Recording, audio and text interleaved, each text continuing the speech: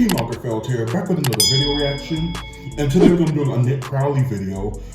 This one is The Darkest Moments in TV History, Part 1. I've seen a few Nick Crowley videos, the more like recent ones. Some of them are really sad and tragic. A lot of the stories have plot twists that are just, I don't know, like he really knows how to tell a story. So I'm excited to see the darkest moments in TV history. I'm sure there's been many. Yeah, like certain reality shows. I think that there was a reality show back in the day that somebody on there was a murderer and they canceled the show. I think it was on like VH1 or something. Yeah, so it can get really crazy. So I'm sure that there's a lot of moments. So we'll go ahead and get into it and see what happens in the darkest moments in TV history. Let's go ahead.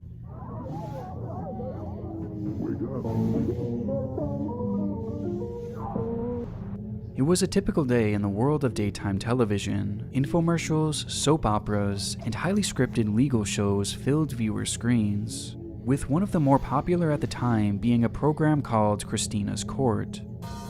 Today in Christina's Court. The show centered around a woman named Christina Perez, giving counsel and advice to those wrapped up in legal drama.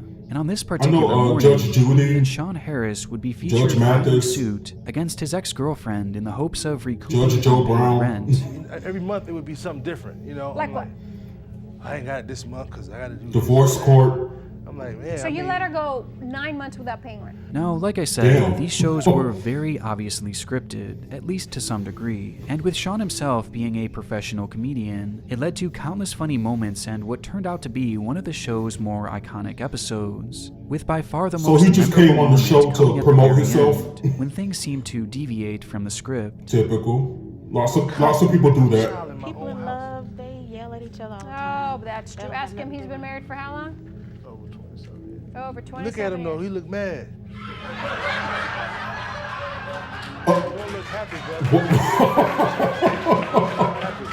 How are you just gonna say that to that man? What?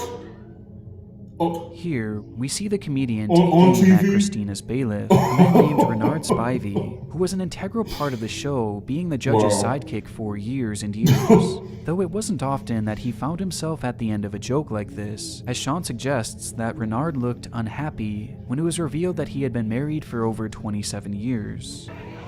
He's very That's a long time though. Okay, all right, let's get back to the claim. All in all, it made for a rather charming moment, with viewers adoring the lighthearted jab aimed at one of the show's most beloved characters. Wait, but it's darkest. Though no one could have known at the time It's darkest moments. just how true that joke about his happy marriage would turn out to be. Still developing tonight, a Harris County Sheriff's deputy facing serious charges. 63-year-old Renard Spivey accused of killing his wife, 52-year-old Patricia Spivey, after an argument that turned deadly. KPRC channel. On July 28, 2019, over a decade after the aforementioned program aired, Renard Spivey was confronted by his wife Patricia about what she believed to be steroid use or perhaps even infidelity.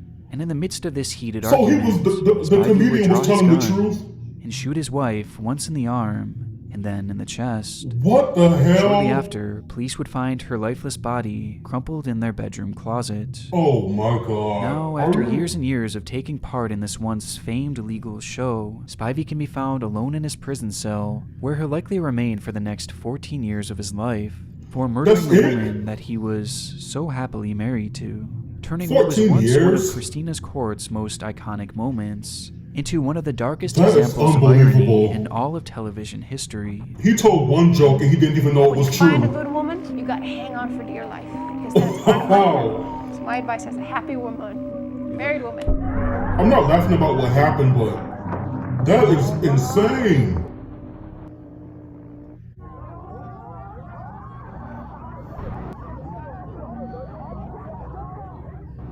The world of television is an interesting one. Despite the highly controlled and well-polished products that we're typically used to seeing on our screens, there have been a surprisingly high number of deeply disturbing moments that have happened when on air, and this potentially new series aims to highlight some of the most disturbing. And what better way to start than with a relatively unknown case that has haunted me for years.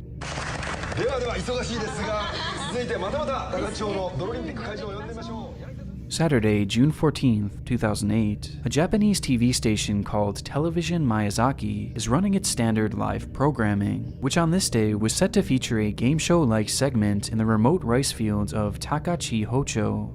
The game itself was simple. Competitors stood back to back on a small wooden stand above the shallow muddy water below, and when given the cue, they would attempt to shove their opponent into the water without turning their bodies around. In the end, the one left standing on the platform would be declared the winner, with the loser being left humiliated in the America. It was like a Japanese game show. I don't know if this is the same one.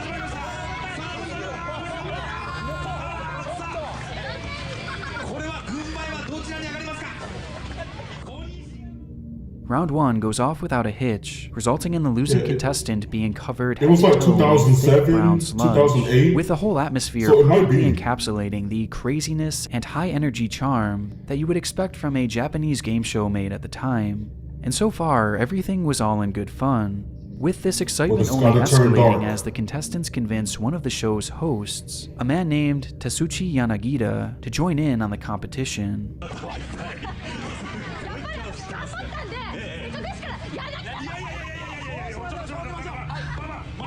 It took some convincing, but eventually Tatsuchi agrees to compete, much to the enjoyment of everyone spectating. And from there, the I'm comedy guessing writes he shouldn't itself, have. as immediately after the round starts, it's apparent that he stood little to no chance.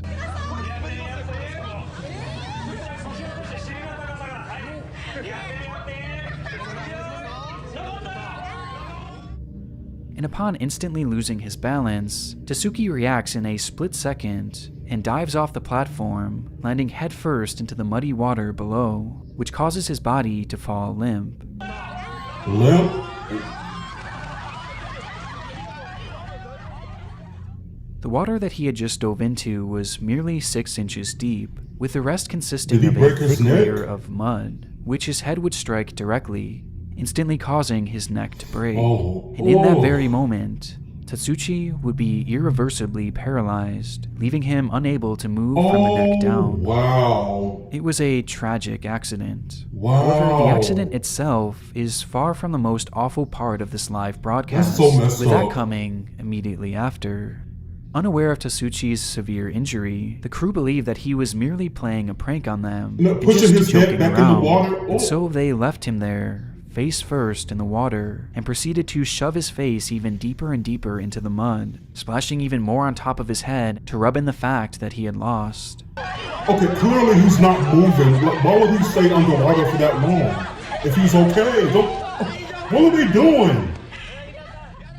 They had no Are you idea that serious? during their antics, Tatsuchi was in a desperate fight for survival, as in those 6 inches of water, he was And slowly they could have been drowning making it worse. and completely unable to pick up his head to breathe. This lasts for an excruciatingly long 15 seconds before they begin to bob his head up and down Oh and my eventually God. pull Tatsuchi's face Wow. out of the water. But this reprieve was short-lived, as the contestants proceed to drop him back into the mud face first. See, some people just play too much. Like,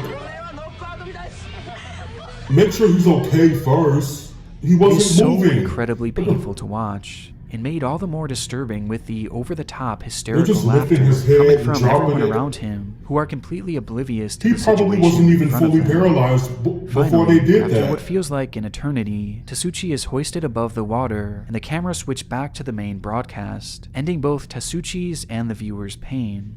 By some stroke of good fortune, Tatsuchi would was survive messed the up. ordeal, but just barely, as it's estimated that even just a few more seconds in that mud would have likely led to his death. Oh. But thankfully, this wasn't the case. And according to Good his thing they stopped Facebook playing. page, Tatsuchi has learned to live with his body-wide paralysis, and even went on to rejoin the show years later in some capacity, ending this entry off on somewhat of a bright spot, despite this otherwise Well, being good for one of him. the more unsettling and appalling broadcast accidents that I've ever seen. Yeah, they played too much. Like, what? Donald Herbert had been in a coma for the You make sure somebody's okay and then you laugh or On the play. topic of broadcasts that have left an impression on my life, I would say none have had more of an emotional impact than a story run by 60 Minutes about a man named Donald Herbert. The story starts back in 1995, just 4 days after Christmas, when a fire broke out in a home in Buffalo, New York. In an attempt to put out the blaze, firefighter Donald Herbert was standing on the roof of the building when suddenly it gave way. As a result, Herbert would fall into the attic where he would be trapped in the smoke, unable to breathe. He would lay there without oxygen for 6 whole minutes before they finally were able to pull his body to safety, with the whole ordeal being filmed and shown on local news. 6 minutes, Somehow, that's a Herbert long managed time to to go without survive this air. accident, but being without air for that long caused him to lose most of his brain function, leading to him spending the following years in a minimally conscious state, unable to eat, unable to breathe, and seemingly unable to understand the world around him. Eventually, his condition led to him being placed in a nursing home, where a feeding tube was the only thing keeping him alive. For all intents and purposes, the man was gone. But then, something happened. On April 20th, 2005, a staggering 9.5 years after his accident, Donald Herbert woke up. 9.5 years? In the nursing home where he In had a spent coma? most of the years unresponsive, he would suddenly turn to a nurse and ask for his wife, Linda, Jeez. while displaying signs of being fully lucid, which prompted the staff to immediately call his family, who rushed to see him. And sure enough, despite Herbert being completely blind, he was not only fully responsive, but recognized almost all of his family members. The moments following were all captured by cameras and later shown on an episode of 60 Minutes, with the footage being some of the hardest hitting and emotional that I've personally ever seen.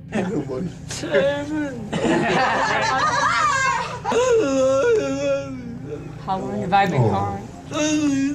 Quite a while, pal. Quite a while. 10 years. The Can pain you of imagine discovering going that to- he had going been to gone sleep for 10 and waking up 10 all years that time later? missed, robbed from a man who was just doing his job, Oh, wow. is indescribably gut-wrenching. But it's what happens after this footage that proves to be the most upsetting part. Oh God, For what? nearly 16 hours, the newly awakened man spoke with his family, catching up on every little detail that he had missed. And though from that point on he had moments going in and out of his lucidity, his long-term prognosis What actually happened? seemed hopeful.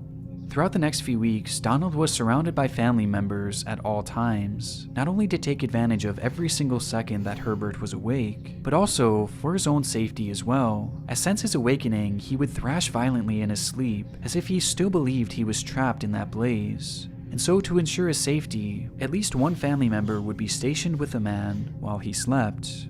Though on one night, one of the family members on duty had grown too exhausted to stay any longer, and from the first time since he became lucid, Donald Herbert was left alone. And during that night, he would again start to thrash violently, with Herbert flailing so hard that he would fall out of his bed and strike his head against the floor, causing his brain to start bleeding. From that moment on, Donald Herbert would never become lucid again, and as a result of his injuries, he would pass away 1 year later from pneumonia. If anyone had ever thought that such a You're joking, right? thing could happen, obviously You're we would have done. joking, right? The Twilight Zone. Throughout its lengthy run, this television series provided some of the most That is entertaining and unbelievably memorable sad. moments in all of television. that is But for this section, I'm unbelievably going to sad. be cheating a little bit, as rather than looking at an event surrounding the show itself, I'll be highlighting the far less memorable movie version of the series. Simply named Twilight Zone the movie, I know the film we're was on a broken up different into one, but multiple sections, I know serving that as family sort of member an that left anthology him work must with 3 feel separate so guilty. storylines. And for the sake of this story, Like, only one section and really only They one left on the scene night that he bears fell discussion. out of bed. The And now scene was he's intended to gone. simulate a battle in the Vietnam War, in which the protagonist, a character played by actor Vic Morrow, is attempting to outrun an attack helicopter and escape the area. The footage was intended to serve as the section's dramatic conclusion, with it being described as the following. In the scene that served as the original ending, Bill, the character portrayed by Morrow, stumbles into a deserted Vietnamese village, where he finds 2 young Vietnamese children left behind when a US Army helicopter appears and begins shooting at them. Morrow was to take both children under his arm and escape out of the village as the hovering helicopter destroyed the village with multiple explosions. Based on that description alone, shooting the scene was going to be tricky and likely a very intense process on the set, as all the effects used were said to be done practically, meaning that they would require an actual helicopter and real pyrotechnics. Not only this, but the director, a man named John Landis, wanted to use actual child actors for the scene, which, given that it was planned to take place at night and near explosions, was technically illegal in the state of California. And they still put the Despite movie the out, laws in place, however, which is crazy. Landis decided to shoot the scene regardless, enlisting 7-year-olds Mika Din Lee and 6-year-olds Renee Shin Yi Chen to play the roles of the Vietnamese children. And with all the pieces now in place, the cameras began to roll on what was set to be the stunning conclusion to this particular section. Oh, it's a conclusion. It is.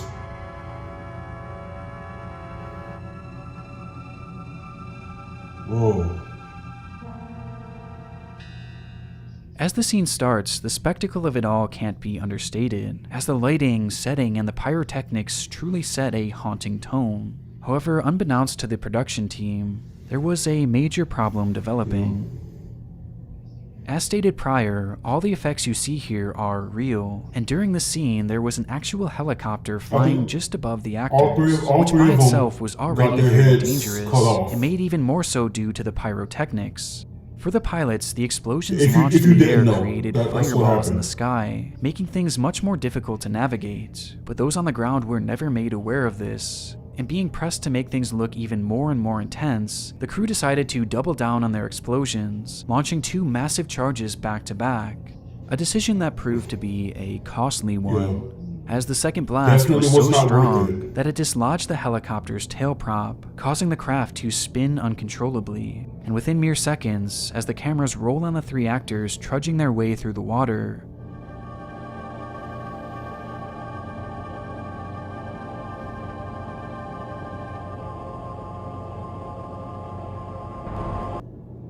the craft crashes directly on top of them. Somehow, everyone on board the helicopter survived the wreck, though those on the ground weren't so lucky, as in one split second, the blade of the helicopter slashed into Vic Morrow and Mika Din Lee, instantly decapitating them. And as the craft slammed to the ground, Renee Shin Yi Chen would be crushed beneath its massive weight. In one frame, there were 3 living actors, and in the next, there were none. In retrospect, it's not hard to see the red flags and the dangerous practices being used by the production team. However, following several long legal battles, no one would be found liable in the deaths of the 3 actors, and Landis himself would go on to enjoy an incredibly successful career. The Twilight Zone film would eventually be released years later, only with a different ending. He directed Thriller for Michael Jackson, so he was very successful afterwards. Nobody'll come in here. I'll fight force with force. What a shame. Our final story takes us to the quaint countryside of Buttsfield, England, where a man named Albert Dryden had been living a fairly solitary life. Following his retirement from steelworking, Albert dedicated his life to building up a plot of land which he had purchased in the area. His main goal was to construct a bungalow for his elderly mother where she could live during the summers, while also planning to build some sort of fallout bunker on the same plot. But right from the start, he ran into issues, as his permit request to build these structures on his land was promptly denied. This did not stop Dryden, however, as despite the ruling, he began his construction anyway, believing he had found a workaround with the law, as rather than building the house in a standard manner, he instead dug a deep hole into the ground and began to construct his home there, labeling it as the home in a hole. Due to this, the home only stood about 8 feet or so above the ground, which Dryden believed made the construction legal. However, he was wrong in his assumption, and the building swiftly caused a disagreement between the man and the Derwentshire District Council, with this rift growing more and more amplified as time went on. In the midst of this ordeal, a man named Harry Collinson was appointed as chief of the council and assigned to handle the case as his first order of business. And he did so by initially sending Dryden a letter demanding that he stop construction and also tear down what he had already built. Dryden, however, decided to counter with a court appeal, which was swiftly denied, leading to the court's final order that the building be demolished within 3 months. It was around the same time that the local news began to document the ongoing feud between Dryden and the government, and despite the numerous rulings against him, Dryden still refused to give in to the government's demands, and eventually, the council decided to take matters into their own hands, and decided to demolish the structure themselves. So on June 20th, 1991, Harry Collinson, a demolition team, and a group of police constables traveled to Dryden's property to demolish the structure. Before this group arrived, the decision was made that should Dryden attempt to escalate the situation, they were to immediately back off and come up with another plan to avoid any sort of physical altercation. At the scene, numerous reporters had already began gathering at the property line, including a cameraman for the BBC, who was there to document the feud in real time. And right from the start, it was clear that Dryden was not going to be going down without a fight. The gate to his property was chain-locked, with Dryden standing behind it, pointing to 2 letters that he believed proved that he should be able to keep his structure intact, at least for the time being. Read that. That's an official letter, and there's an appeal in. There's an inspector coming out on this site in 5 weeks' time. Well, it doesn't say that. I'll be ready to say Well, that. I have another letter confirming that. Can you show me the other I'm letter? not going to show you the other letter, but this chap's coming out in 5 weeks' time. I mean, I know it's illegal, but is it that big of a deal? Maybe 6 weeks.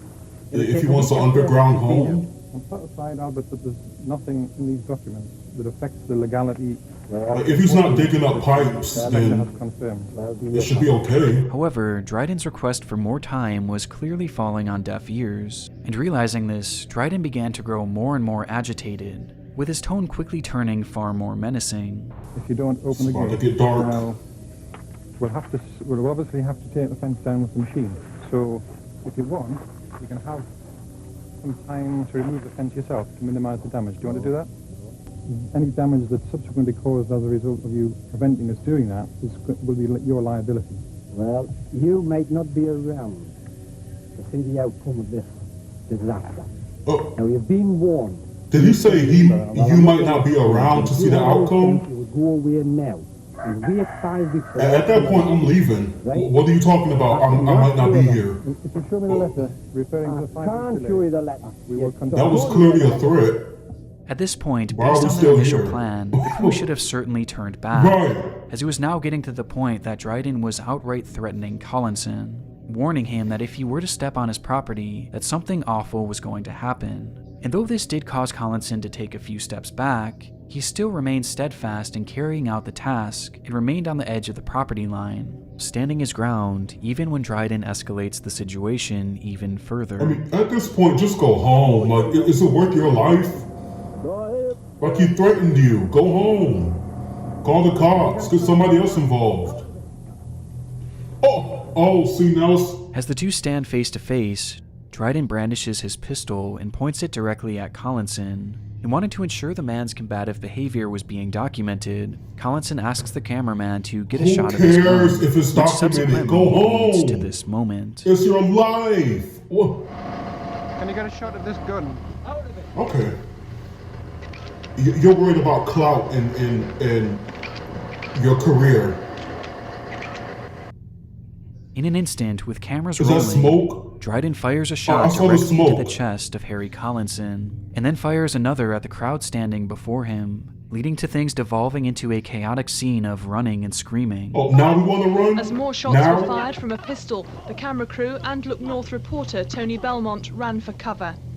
We were standing watching what was going on. Stupidly. And then a shot rang out, the chief planner fell to the ground, and I felt a shot in the arm, and I've clearly been shot here in the arm. As the camera crew finally gets to a safe distance and catches their breath, it's revealed that one of the journalists for the BBC had been struck in the arm, along with one of the officers. Though in the midst of all this carnage, we see no sign of Harry Collinson, as by this point, he was likely still on the ground where he had originally fallen, dead from his gunshot wound, with his final words being, Can you get a shot of this gun? Wow. Following the incident, police would engage in a standoff with Can we Dryden, get a who shot of claimed that this he had set gun? up booby traps and landmines, along with other explosives on the You're worried property. about TV. Though this would turn out to be a bluff, and eventually he would be grabbed by officers and taken into custody, where he would subsequently be tried and sentenced to life in prison. And despite his actions on that day, Albert Dryden would go on to become somewhat of a national hero, growing a legitimate fan base for the way he stood up against the government. Dryden would live out his time in prison until 2017 when he suffered a massive stroke, to which he was let out on a compassionate release, with the man eventually passing away just 1 year later. Though his actions that day will forever be immortalized as one of the most notorious and darkest moments in television history. I want to give a big thank you. I mean, I can end it there. I wanted to feel sorry for that reporter guy, but when you get so obsessed with your career that you put your life on the line just to get the right shot, or even when somebody's threatening your life, you're sitting there trying to get a shot of the gun that they're holding at you. Is your career and clout and fame worth that much? Like you have to consider yourself and the people around you at some point, because not only are you putting your life in danger by antagonizing this clearly angry man, but the people who are around you, your team, who knows, he could have had a bigger gun, a semi-automatic or whatever, and took out the whole crew. Like, you're lucky he only had a pistol. I mean, he could shoot a few people, but it wasn't going to be everybody. But that's just how everything went. It could have went a completely different way. But okay, so the guy shouldn't have done that, of course. But everybody had a decision to make in this situation. The team could have ran away right when he made the threat, or they could have retreated at that point. They didn't. The man could have calmed down and went and focused on his work, but he went and got his gun and killed somebody and went to jail. So everybody had a choice in the matter, in my opinion. That story from the hospital where the guy woke up from the coma, that was tragic as hell. Can you imagine being in a coma for 10 years, a whole decade, and then you wake up and the doctors are saying that everything looks good, you got a future ahead of you, you're getting better, and then, like, as a family member, you're hearing all of this, and then you decide you're getting too tired and you go home, and then that's the night that something happens that you could have prevented, and that's the day that he dies. I don't know how that family member feels now in present day, but I just know that I would feel guilty to the point where I couldn't even, I could never forgive myself if I was the one that was supposed to be there and I went home and they ended up falling out of bed and not waking up ever again. And I know that if I was sitting there, I could have called somebody, or I could have held them down in the bed while they were having their episode. I don't know, and I feel like the family themselves might have blamed that person. So yeah, that's a difficult situation, because I understand getting tired. You feel like that person's getting better, so you're like, okay, I can go home. It's only one night, and then that's the one night that something like this happens. Oh, that's a lot of guilt. I know it is. But yeah, all of these stories were deeply tragic. The bailiff who ended up killing his wife after the comedian saw that joke, and he was just playing, so he didn't expect that to become a true story. Wow. And I'm sure that helped his career a lot. You're the guy who predicted the murder of a guy's wife, sort of, on TV. I'm sure that did a lot for his career. I still haven't heard of that guy, but I'm sure he had a lot of clout and a lot of bookings and stand-up shows after that happened. I can only imagine. But yeah, this is a great Nick Crowley video. Let me know what you guys thought down in the comments below. Make sure you like, comment, subscribe, and until next time, be blessed, be your best, and keep down the stress. Bye, guys.